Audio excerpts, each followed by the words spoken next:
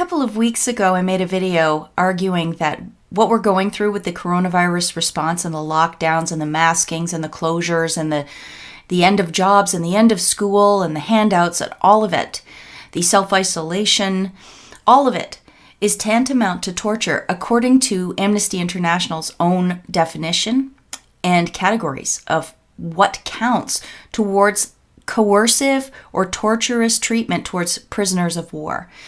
In today's video, I want to give you some more evidence to support that claim. And it comes to us from an expert on narcissism, an expert on psychology in general, Sam Vaknin. Sam wrote this article, The Body as Torture Chamber, in January 2011, or at least that's when it was published in Recovering the Self, a journal of hope and healing. In this article, Sam Vaknin compares the world of a chronically ill patient and their interactions with the medical system to being tortured, that their own body is the device of torture.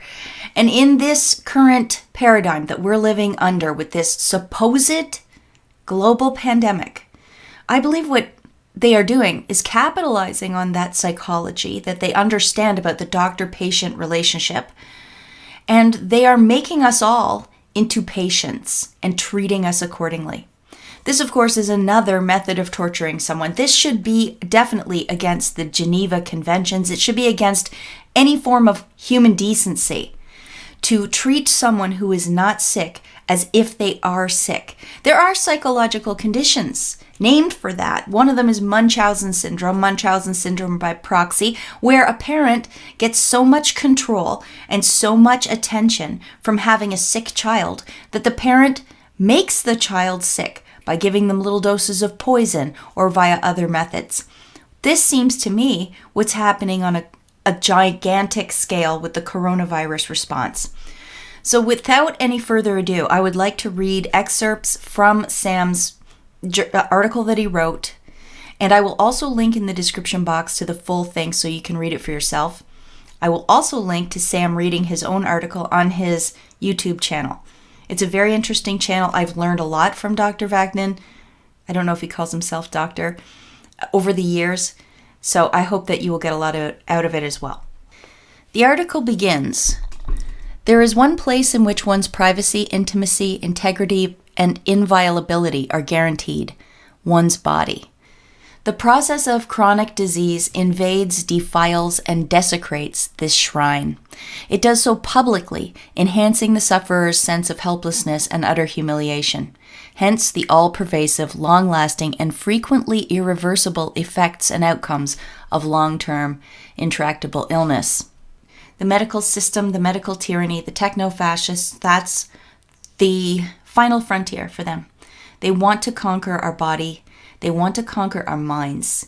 So Sam's article was from 2011, and unfortunately, I think it's only more pertinent now than it was back then.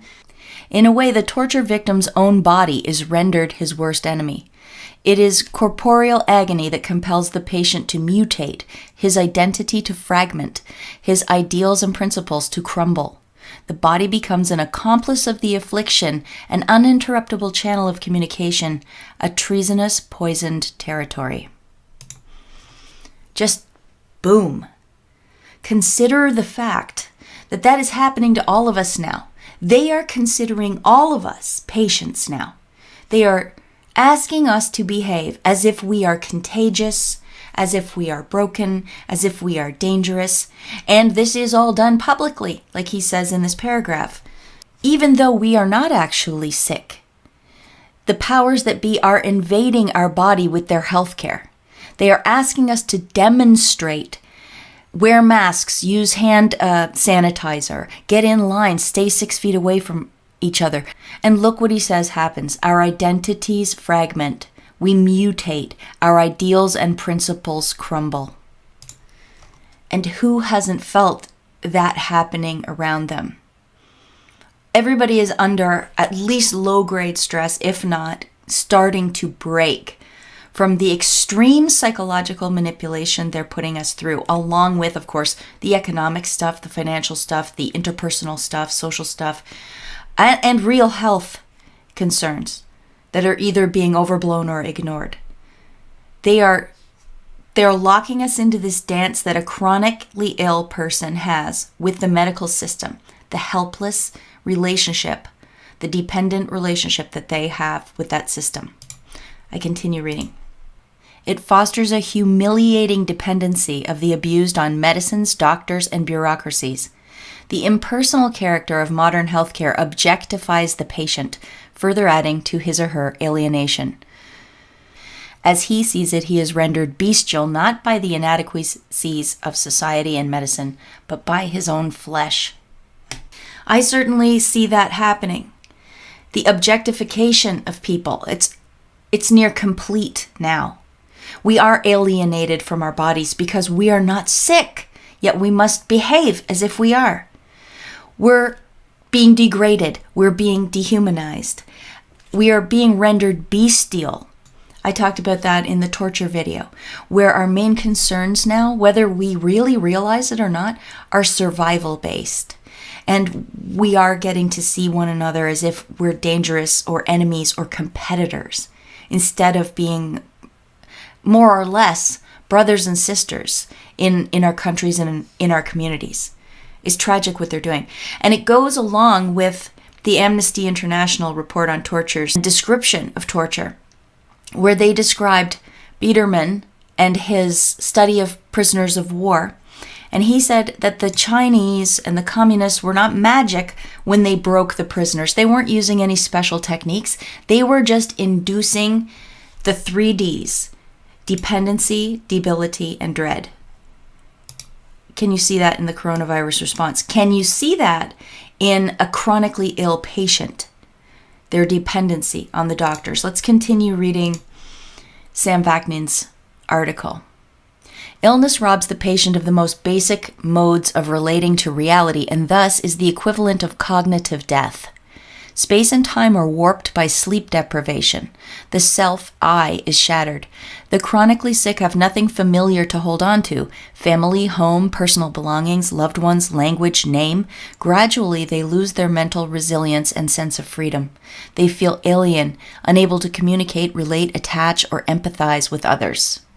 Terminal or debilitating illness splinters early childhood grandiose narcissistic fantasies of uniqueness, omnipotence, invulnerability, and impenetrability. But it enhances the fantasy of merger with an idealized and omnipotent, though not benign, other, the medical doctor, often the inflictor of agony. And there we have Dr. Fauci. Here we have some experiments from Dr. Mengele. And here we have families trying to cope with the fact that they've got their elderly loved ones locked up in nursing homes where they can't even visit them, can't help them through their illnesses, can't help them through anything with dignity. These COVID response officials are doing exactly what the medical system would do to a chronically ill patient. They are hooking us in so that their worldview is the dominant one. They are scaring us that if we don't behave and we don't listen to them, then things will get worse. They make us complicit. They make us participate in the torture because we're scared, because this is about our health, because we feel like we don't have enough knowledge. So they break down our ability to take care of ourselves. To continue. Chronic disease has no cutoff date. The sounds, the voices, the smells, the sensations reverberate long after each episode has ended, both in nightmares and in waking moments. The patient's ability to trust the rationality and benevolence of the world has been irrevocably undermined. Social institutions are perceived as precariously poised on the verge of an ominous Kafkaesque mutation. Nothing is either safe or credible anymore. Surely, you can see the obvious way that is playing out in all of our lives now. All of us dependent on this system that isn't making any sense. And it's very precarious. We don't know what they're going to do next. In the case of a chronically ill patient, they don't know if their body is going to take a turn for the worse suddenly, if changing a medicine will hurt them. But they have to do what the doctors say, not only because they are accustomed to depending on experts, but because there's not another alternative in our society. They've literally cut off other routes. We can sort of use some natural remedies, but they vilify that in the mainstream media and in the quote-unquote mainstream science. In Canada, you can't choose to go to a private clinic unless you leave the country. You can't get around their prescriptions, their idea of what is the right course of action for you. And think of the COVID response. 15 days at first, then 30 days, just a little longer, just wear a mask. This might last for years. This is the new normal. They let us into big box stores, but they don't let us into small family restaurants or bakeries or hardware stores. They are releasing prisoners, dangerous prisoners, out into the streets, but they are arresting people who are not complicit with the medical tyranny, who simply don't want to wear a mask, who simply don't want to use hand sanitizer, who simply state out loud that they don't believe the numbers. They don't believe this is a dangerous pandemic. For Black Lives Matter protesters, they can go to group events and it's no problem, but you can't have big weddings or parties in your yard, or they'll come around and harass and intimidate you. And the list goes on. The list goes on. These people who are doing that and who are telling you you're sick when you're not, or you're potentially sick when you're not, they're the same people we have to appeal to get our freedom back. This is torture and will break your mind. As they say in the Amnesty International report on torture, critical to the entire procedure of getting a patient to be dependent on the doctor or getting a citizen to be dependent on public health officials, critical to the entire procedure is the fact that the treatment is constantly varied.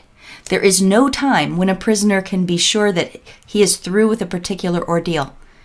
Doesn't that describe our situation exactly? And that would be the same for a patient, a chronic pain patient, a chronic illness patient, under the care of a doctor who maybe does not even know how to make the patient better, but isn't honest about it, or who doesn't really have an interest in making the patient better. I argue that these COVID people, the people who want this pandemic to keep going, which is people like Klaus Schwab of the World Economic Forum, Anthony Fauci, who's going to benefit from the treatments and the vaccines, Bill Gates, who's going to get billions and billions more dollars from the vaccine, they don't want anybody to get better.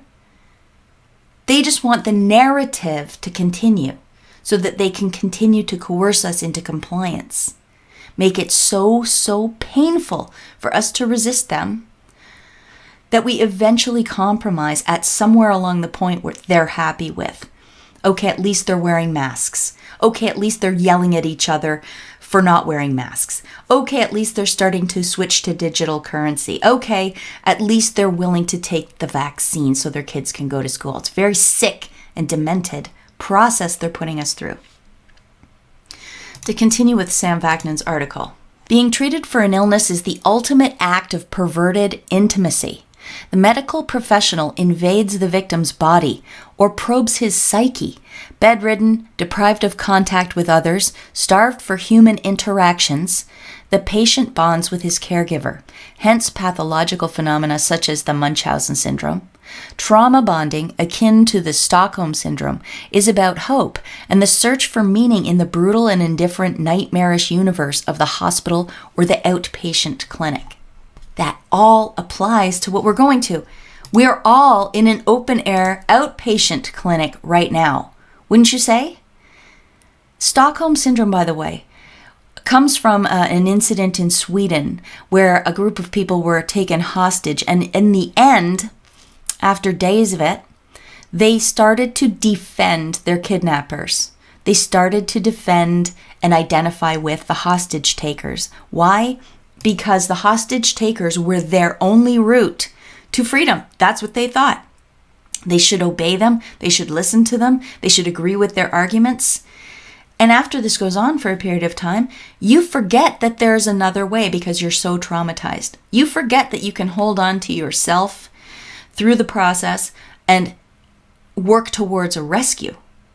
And I believe with COVID, it's even more dangerous because they're all telling us there's no rescue. There's nobody coming for you. We have to fight the invisible enemy, and you're part of it. And we're in a war against an unseeable surprise attack enemy. The medical system invades your body, probes your psyche, deprives you of contact with others, starves you for human interactions. And thus you bond with them. You bond with the doctors and Anthony Fauci and the World Health Organization, whatever punk they trot out on the news who probably doesn't even have a medical degree, is just some kind of public health wog policy guy. I feel like that's what we're living through right now. The bonding is especially strong when the doctor and the patient form a dyad and collaborate in the rituals and acts of treatment. For instance, when the victim is asked to select the implements and the types of surgery to be inflicted, or to choose between two equally vile and agonizing cures in quotation marks. Well, I see that all over the place. Here, guys, you can have a nice plastic face shield or a medical mask or a mask with watermelons on it, or you can look like something out of like a science fiction horror movie like this guy down here.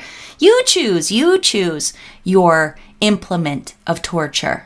Here's another false choice between two equally vile and agonizing quote-unquote cures, with this Kentucky couple put under house arrest, forced to wear ankle monitors for refusing to sign self-quarantine order because apparently they tested positive. You can voluntarily imprison yourself, or we'll do it for you with this piece of kit, all because you don't believe you're sick, and we are insisting that you are. And what about the vaccines? You have a choice. You can just not send your kids to school, or you can get a vaccine. That is not a real choice. That is two equally vile and agonizing quote-unquote cures. And of course, now they're stopping people from even getting food at the grocery store if they won't wear a face mask, citing the fact that it's a private company and it can do what it wants. Well, this is fascism, people. This is why fascism works so well. The government wants to implement draconian measures, but it can't because it's against the Constitution. It's against all of the laws. But if they support a private company through giving them government contracts and giving them tax breaks, then the company is happy to oblige, break the law, violate the Constitution, because technically it doesn't apply to them.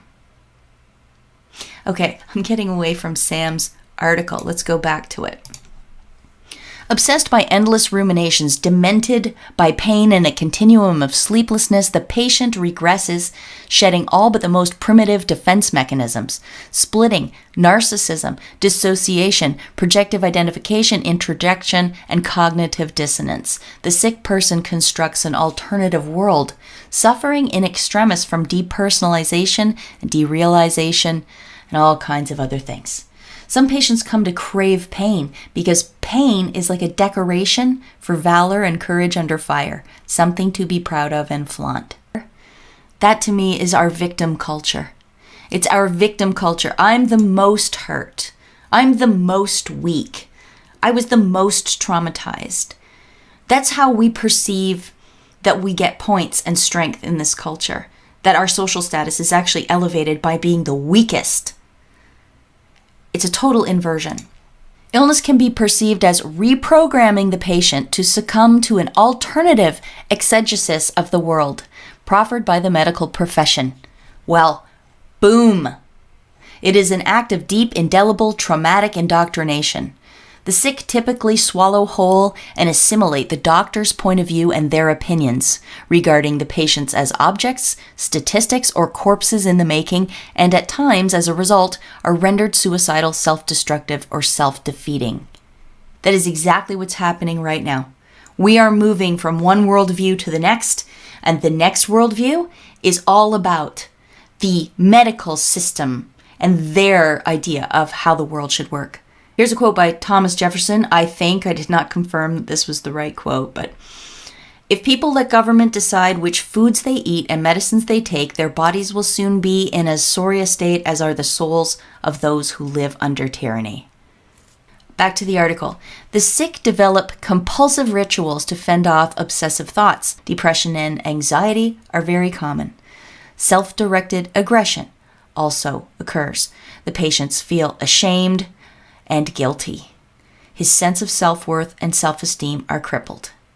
Well, that is exactly what the torturers want to achieve. This is an excerpt from the CIA's Kubark Counterintelligence Interrogation Manual. And it says that these no-touch torture techniques, psychological torture, has the goal of generating maximum pressure, or at least as much as is needed to induce compliance.